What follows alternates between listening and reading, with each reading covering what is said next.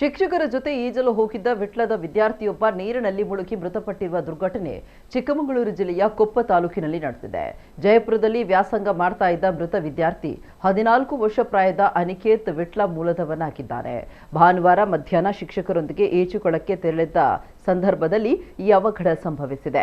ಈಜಾಡ್ತಾ ಇದ್ದ ವೇಳೆ ಅನಿಕೇತ್ ನೀರಿನಲ್ಲಿ ಮುಳುಗಿ ತೀವ್ರ ಅಸ್ವಸ್ಥಗೊಂಡಿದ್ರು.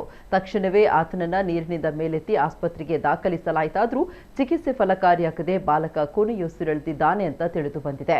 ಮೃತ ಅನಿಕೇತ್ ದಕ್ಷಿಣ ಕನ್ನಡ ಜಿಲ್ಲೆಯ ವಿಟ್ಲದ ಕಾಶಿಮಠ ನಿವಾಸಿ ಗೋವರ್ಧನ್ ನಾಯ್ಕ್ ಅವರ ಪುತ್ರ.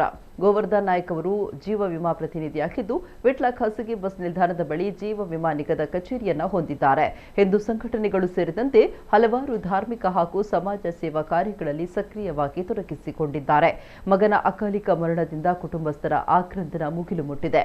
ಇಂದು ಬೆಳಗ್ಗೆ ವಿಟ್ಲದ ಹಿಂದೂ ರುದ್ರಭೂಮಿಯಲ್ಲಿ ಮೃತ ವಿದ್ಯಾರ್ಥಿಯ ಅಂತ್ಯಕ್ರಿಯೆ ನಡೆಯಿತು. ಈ ಘಟನೆಗೆ ಸಂಬಂಧಿಸಿದಂತೆ ಜಯಪುರ ಪೊಲೀಸ್ ಠಾಣೆಯಲ್ಲಿ ಪ್ರಕರಣ ದಾಖಲಾಗಿದೆ.